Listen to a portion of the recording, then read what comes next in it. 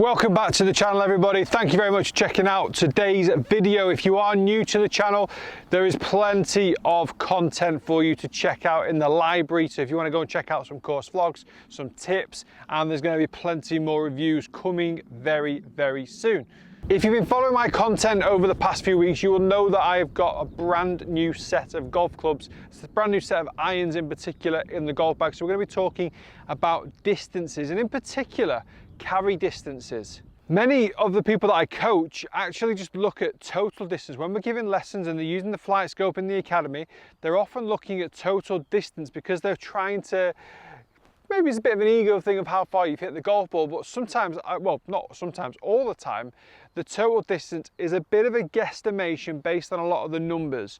But how often does your 7-iron really roll out 16, 20, 25 yards? It's very, very rare, or at least it shouldn't do, okay? So this video, we're gonna be talking about carry distances. I'm gonna be giving you mine, and we're gonna be talking about how it affects your golf shots. Because if you've got a carry, if you've got a flag that's maybe 160 to reach, but you've got a 150 bunker to carry, we're not interested in the total distance. We're making sure we cover that 150-yard bunker. So if it actually means that you end up carrying the ball 160 and it rolls out to 170 and you've got a 30-foot putt to come back to the hole, that is better than clubbing down to roll out to 160, but you don't get that far because you've landed in the bunker. Now you've got a bunker shot. So being aware of your carry distance is way more important than your total. So we're going to have a quick run through of my irons from pitching wedge up to 4-iron on these new sticks. So we're going to see how they go. And I'm not using my gap wedge and my sand wedge and my lob wedge because personally I don't want to use them for full shots. I don't do it for full shots. I would advocate that you don't either, but you might prefer to do it as your own preference. But I can't get behind it, I'm afraid. Okay, so that's my pitching wedge. It was a slight pull, so it's given me 145 yards, which is accurate. It will go further when on the pull. That's exactly what I expect to hit this pitching wedge. The high side of like 135 to 140 is what I generally regard as my pitch.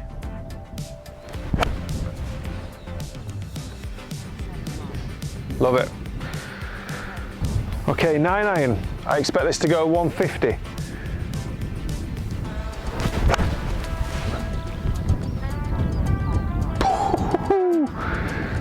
Boost.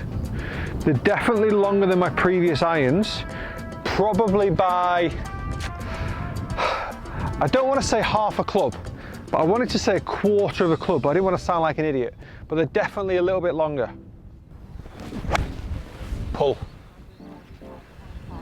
Yeah, it wasn't a great strike. It's a bit diggy, a bit of a pull.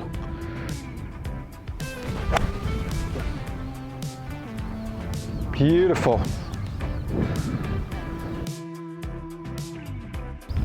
Okay, 8-iron, I'm expecting about a 165 shot.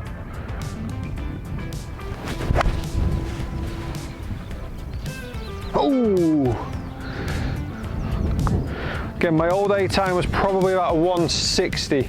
162.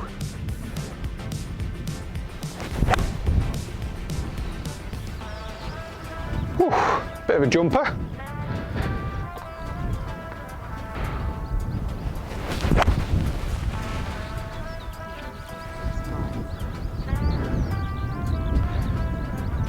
So based on the 3 shots there, I would generally say this goes about 163 to 165. The 170, I doubt it, but as long as I'm getting more often the number I expect, which is what you will get from these devices nowadays, it's a massive help. Okay, 175 club, maybe to 180.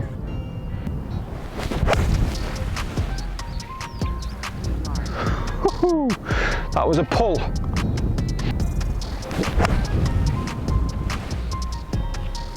That's more like it. See how far that pull goes. It's such a disastrous shot on the golf course. Oh, that was pure. That was pure. Okay, we've got the 195 yard club. I told you. Oh, I have had a few weeks to get used to these, so I'm pretty clued up on my distances. More so than I expected, I'll be honest.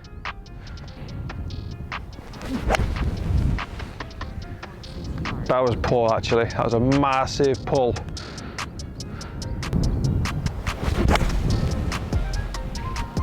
That was pure. So ripped, that one. So you can see I'm getting a bit of a variety of distances. And if you've watched my video with Dustin Johnson in Saudi, DJ, this is what I'm talking about. I don't know if I'm hitting it 190 or 210. And it is, I just literally hit it sometimes. Unbelievable. I can't even describe it myself. It just goes ridiculous distances. That last one was absolutely pure. And it's not unusual for me to get it out there to maybe 209. But it's very rare. All right, 5 iron, probably in and around the 215 mark, this one. I should stop on the first one. I ruin it with my next 2 shots.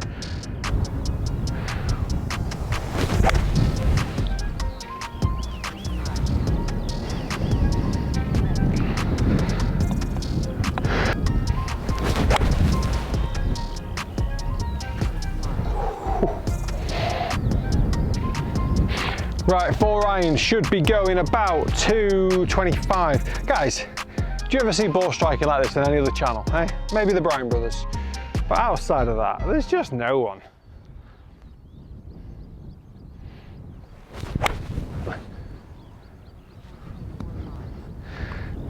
$224. Yeah, not bad. I was a little bit low on the face, that one. Straight after I started bragging about my ball striking.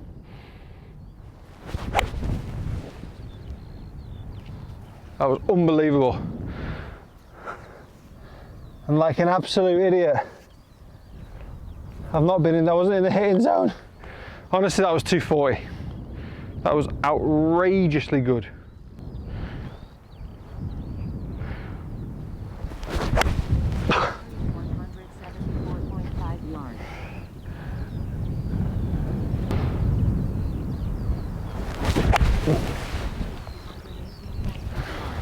Pretty good.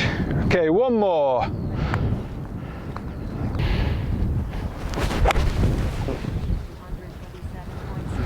Bit higher, poppy off to the right, but not too bad. So guys, I hope in this video I've been able to demonstrate the differences in distances that your clubs will go, because it does make a huge difference as to what your carry is. Look at the bunkers that you need to carry.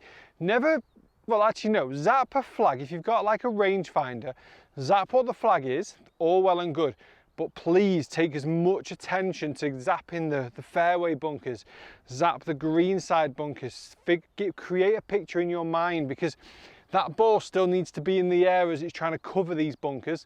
Otherwise, you're in them, and then it's a shot gone. I would rather land the ball on the flag, distance-wise, trickle towards the back edge and have a 30-foot putt coming back, yes, even with my putting, than actually plonking it into a bunker, because you know that there's the right club.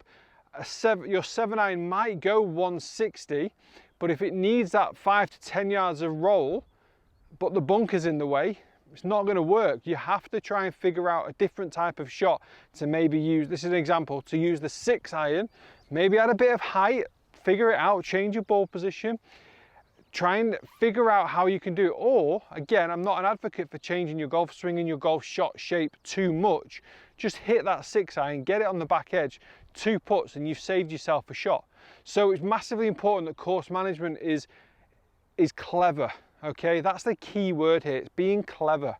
Check your distances. Guys, I hope this has helped. Thank you very much for watching. If you've enjoyed this video, please do hit that subscribe button. I hope you do. Click the bell for notifications. Lots of videos coming over this summer, and I will see you in the next installment. See ya.